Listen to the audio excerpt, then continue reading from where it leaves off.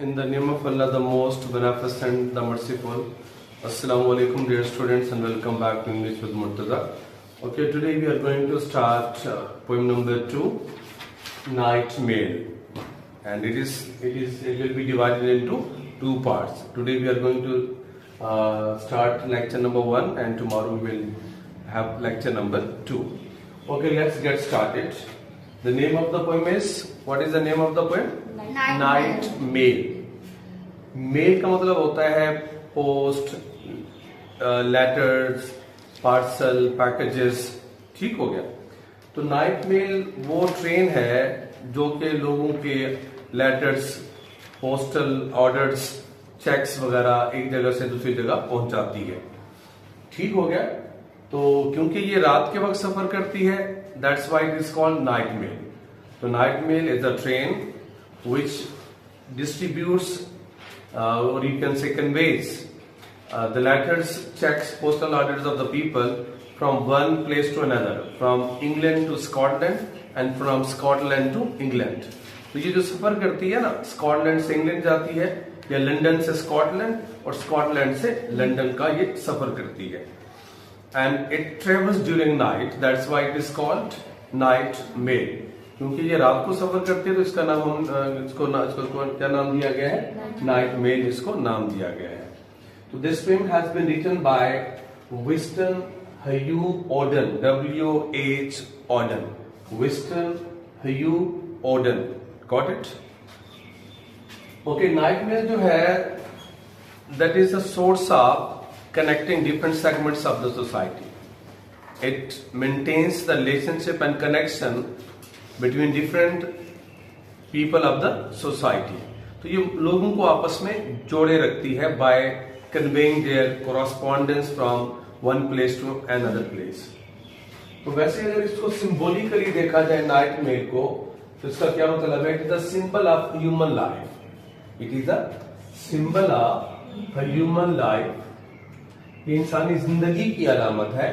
Which passes through different courses, which passes through different courses, जो मुख्तलिफ stages में से गुजरती है, मुख्तलिफ रास्तों में से गुजरती है, to reach its final destination, अपनी आखिरी मंजिल तक पहुंचने के लिए.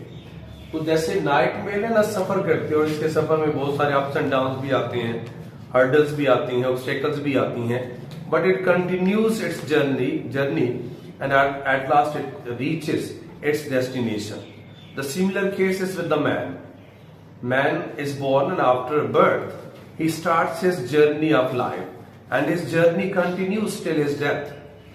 तो इंसान पैदा होता है, वो उसकी जिंदगी का सफर शुरू हो जाता है और ये सफर उस वक्त जारी रहता है जब तक कि वो फाइनल डेस्टिनेशन तक नहीं पहुंचता, फाइनल एंड तक बनने तक इसका सफर जो है वो जारी रहता है. तो if we look at the title of the poem night mail symbolically, तो symbol, it is a symbol of human life which passes from different stages, from different ways to reach its final destiny or destination.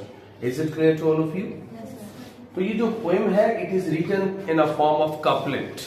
आप इस poem को देखें तो इसमें जो शेर है, हर शेर कितनी लाइन्स का है? 2 लाइनों का है. ठीक हो गया. 2 lines are there ना. तो that is why we can say this poem is written in a form of couplet. ये नज़म जो है किस शक्ल में लिखी गई है? ये कपलेट की शक्ल में है. This poem is in the form of a couplet. तो ये कपलेट की शक्ल में है. 2 लाइनें हैं. ठीक है. पूरी पोएम जो है वो 2 लाइनों में डिवाइडेड है. तो we can say this poem is written in a form of couplet. Okay. Today we are going to discuss only the important points and tomorrow we will start its explanation, reference, context and this and that. तो किस शक्ल में ये poem लिखी हुई है भाई? This poem is written in a form of a couplet. Means के 2 लाइन्स हैं इसमें. 2 लाइन्स आर देयर. ओके. अगर इसकी राइमिंग स्कीम को देखें तो उसकी जो राइमिंग स्कीम बनती है, क्या बनती है? A B B C C D D. देखें, border, order, pour, door, climb, time, boulder, shoulder, passes, crosses, approaches, coaches, courses. ठीक हो गया. Wakes, shakes. तो आप जितने भी इसके लास्ट लाइन के हर लास्ट वर्ड को आप पढ़ें तो वो राइम्ड हैं, they are rhymed with one another. तो इसकी जो राइमिंग स्कीम है, बॉर्डर ऑर्डर, ठीक है, बॉर्डर ऑर्डर, तो ए हो जाएगा, पोर डोर, बीबी हो जाएगा, क्लाइम टाइम, सीसी हो जाएगा। तो इसका जो राइमिंग स्कीम बनेगा वो क्या बनेगा, A BB and CC, A BB and CC. If you look at the figures of speech, or you can say poetic techniques in this poem, अगर इस पोएम के अंदर हम poetic techniques को देखें या figures of speech को देखें तो इसमें क्या यूज हुआ है, तो इसमें शायर ने personification यूज किया है। The poet has used personification.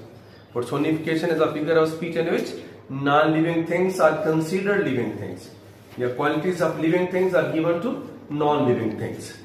जैसे इस पोएम में जब हम इन डिटेल पढ़ेंगे तो आपको देखेंगे आप लोग। अभी इसको देखें, स्नॉर्टिंग नॉइजली, तो इसमें ये फ्रेज यूज हुआ है इस पोएम के अंदर, स्नॉर्टिंग नॉइजली, कि वो पुरशोर अंदाज में फंकारते हुए चली जाती है। ये नाइट मेल को के बारे में कहा जा रहा है। तो नाइट मेल जो है वो तो नॉन लिविंग थिंग है।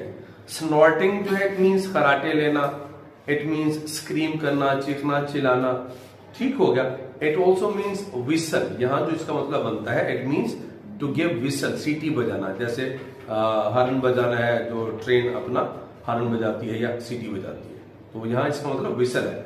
लेकिन वो वर्ड कौन सा यूज किया उसके लिए, स्नॉटिंग। स्नॉट करना जो है that is a quality of living things, but the poet is giving this quality to night mail, that is non living. So we can say the poet has used personification in the given lines. Is it okay? फिर हम इसको देखें तो इसमें compound words का भी use हुआ है। किसका यूज हुआ है, कंपाउंड वर्ड्स का। देखें, wind bent grasses is an example of a compound word, blank faced coaches that is also an example of compound words. तो इसमें जो पोएटिक टेक्निक्स में है तो W.H. Auden ने कंपाउंड वर्ड्स का भी इसमें यूज किया है। तो विंड बेंट ग्रासेस का मतलब होता है पास्चर्स, मेडोज, हीथ्स, चरागाहें, सब्जादार किस्म है। और ब्लैंक फेस्ड कोचेस का मतलब होता है खाली जो सीटें होती हैं ट्रेन की। ओके, इसमें तीसरा जो पोएटिक टेक्निक्स यूज हुआ है, और you can say figure of speech use हुआ है, that is transferred epithet. Transferred epithet क्या होता है? ट्रांसफर्ड एपिथेट जो है, it is a figure of speech in which, it is a figure of speech in which N epithet, क्या बेटा, N epithet, और you can say adjective. Epithet का मतलब है एडजेक्टिव, इसमें सिफर, ठीक है। It is a figure of speech in which N epithet is transferred. An epithet is transferred from its proper word to an other word which is closely associated with it। तो ये एक ऐसा figure of speech होता है जिसमें हम एक epithet को, एक एडजेक्टिव को उसके प्रॉपर वर्ड्स की बजाय किसी और वर्ड के साथ इस्तेमाल कर देते हैं। Look at the example first, then you will be able to understand easily. अब यहाँ है silent miles of wind bent grasses. Silent miles, इसमें जो साइलेंट है that is an epithet, that is used as an adjective. Silent miles, silent क्या है, एक epithet है। अब ये जो साइलेंट था इसको यूज होना चाहिए था विंड बेंट ग्रासेस, कि साइलेंट विंड बेंट ग्रासेस होना चाहिए था। साइलेंट का वर्ड किसके साथ आना चाहिए था, विंड के साथ। और किसके साथ यूज हुआ है, माइल्स के साथ। तो मील खामोश नहीं होते, विंड बेंट ग्रासेस या ग्रासी जो लैंड्स होती हैं वो वहां खामोशी होती है, वो खामोश होते हैं। तो ये जो साइलेंट था वो इधर आना चाहिए था, but the poet has used it with miles. तो ये ट्रांसफर्ड एपिथेट है, कि ये वाला एपिथेट विंड बेंट ग्रासेस के साथ लगाना चाहिए था, लेकिन उसने किसके साथ लगा दिया, माइल्स के साथ। तो that is called transferred epithet. इसे क्या कहते हैं, ट्रांसफर्ड एपिथेट। अगर हम इस पोएम, अगर इस पोएट के W.H. Auden के थीम्स को देखें, इसकी पोएट्री के अंदर क्या क्या चीजें हैं, कौन से थीम्स पाए जाते हैं, तो इसकी पोएट्री में आपको लव नजर आएगा, लव के ऊपर इसकी पोएम्स होंगी, पॉलिटिक्स के ऊपर, सियासत के ऊपर होंगी, रिलीजन मजहब के ऊपर इसकी पोएट्री होगी, नेचर के ऊपर होगी, डेली लाइफ टॉपिक्स के ऊपर होगी. Got it? If we look at his themes of WH Auden, then we can see that his poetry is about love, politics, religion, nature and daily life topics. तो इसके theme जो है वो ये है. अपनी ये सारी चीजें जो पॉइंट्स हैं इनको अपने एक्सप्लेनेशन में ही यूज करना है. अच्छा, अब इस पॉइंट को पढ़ने से पहले इसको थोड़ा मैं ब्रीफली आपको बता देता हूँ. जब हम पढ़ेंगे तो it will be easier for you people to understand it. तो इस पॉइंट को हम 3 पार्ट्स में डिवाइड करके अंडरस्टैंड करते हैं कि what is in this point. इस पॉइंट के अंदर क्या चीजें हैं जो हम डिस्कस करेंगे, जिनको हम पढ़ेंगे. तो हम इसको पहला पार्ट है कि व्हाट डज इट ब्रिंग, कि ये क्या चीजें लेकर आती है लोगों को. ठीक है, तो इट ब्रिंग्स लेटर्स. बताएं जरा क्या क्या. Letters, postal orders and cheques. तो ये लोगों के लिए लेटर्स, पोस्टल ऑर्डर्स और चेक्स लेकर आती है. और ये कहां से कहां तक लेके जाती है? लंदन से स्कॉटलैंड और स्कॉटलैंड से लंदन लेकर आती है. दूसरा जो इस पॉइंट के अंदर पार्ट होगा वो जर्नी ऑफ नाइट मेल होगा, कि नाइट मेल जो है इसका सफर कहां से ये होकर गुजरती है. तो it passes from cotton grass, grasslands, moorlands. Moorland का मतलब होता है अनकल्टिवेटेड लैंड्स. ठीक है, जहां आप कोई फसल ग्रो ना करो, वैसे कोई घास वगैरह उग जाए, ठीक है, तो उसको मोरलैंड कहा जाता है. ये पास्चर से गुजरती है, चरागाहों से, मैडोज सब्जादारों से गुजरती है. ठीक है, तो इन रास्तों से गुजरकर ये अपनी डेस्टिनेशन तक पहुंचती है. अच्छा, अभी जो नाइट मेल है इसके इफेक्ट्स क्या पड़ते हैं मुख्तलिफ लोगों के ऊपर, बर्ड्स के ऊपर, डॉग्स के ऊपर. ठीक है, तो जो नाइट मेल है it is personified as a calm, kind and methodical being. ठीक है, इसको बड़ा, जैसे एक इंसान बड़ा काम होता है, पुरस्कून होता है और बड़ा काइंड होता है, इसको वैसे पेश किया गया. तो नाइट मेल जो है डज नॉट डिस्टर्ब एनीबॉडी. जब ये बर्ड्स के करीब पहुंचती है तो बर्ड्स जो है they look at it with surprise, they don't get disturbed. In fact, they have become habitual to its noise, and they keep sitting in the bushes, and from the bushes they look at its empty seats, unoccupied seats. अब जो birds हैं वो disturb नहीं होते, वो झाड़ियों में बैठे वहीं बैठे रहते हैं. They just turn their heads, अपनी बीक को मोड़ते हैं और ट्रेन की तरफ देखते हैं, और उसकी जो खाली बोगी हैं, सीट्स हैं, उनको वो देखते हैं. ये डरते नहीं है ना, उड़ जाते हैं, because they have become habitual to the noise of night mail. तो night mail इनको डिस्टर्ब नहीं करती है, and they don't get disturbed because of night mail. फिर sheep dog. Sheep dog is a dog which is trained to take care of sheep. Sheep कोई word नहीं, sheep होता है. तो sheep dog क्या होता है? ऐसा डॉग जो इसलिए ट्रेन किया जाता है कि वो sheep की हिफाजत करे.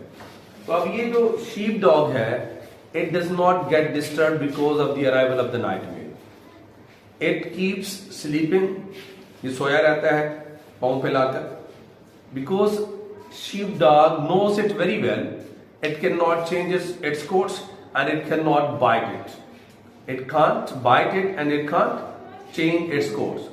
तो sheepdog को पता है ना इसको वो काट सकता है, और ना ही इसका रास्ता तब्दील कर सकता है. तो ये पांव फैलाए कीप्स ऑन स्लीपिंग, सोता रहता है. अगर लोगों की बात करें तो people also don't get disturb because of the arrival of the night mail. वो लोग जो फार्म हाउसेस पे रहते हैं, खेतों में घर बनाए होते हैं, तो वो नाइट मेल के आने पर सोए हुए हैं, तो वो जागते नहीं है. They keep on sleeping. The reason is the same, because they have become habitual, they have become used to the noise of night mail. So they don't get disturbed because of the night mail. They keep on sleeping. Night mail के आने से लोग सोए हुए उठ नहीं जाते, वो सोए ही रहते हैं, उनकी नींद डिस्टर्ब नहीं होती, क्योंकि वो इसकी आवाज के आदी हो चुके हैं. सिर्फ एक चीज gets disturb, only one thing gets disturbed. सिर्फ एक चीज डिस्टर्ब होती है, वो क्या है? जग. तो बेडरूम के अंदर जो जग पड़ा होता है, it vibrates a little bit because of the vibration created by the night mail. सिर्फ एक चीज हिलती है, वाइब्रेट होती है, वो क्या है? वो जग है जो बेडरूम के अंदर पड़ा हुआ है, ठीक है।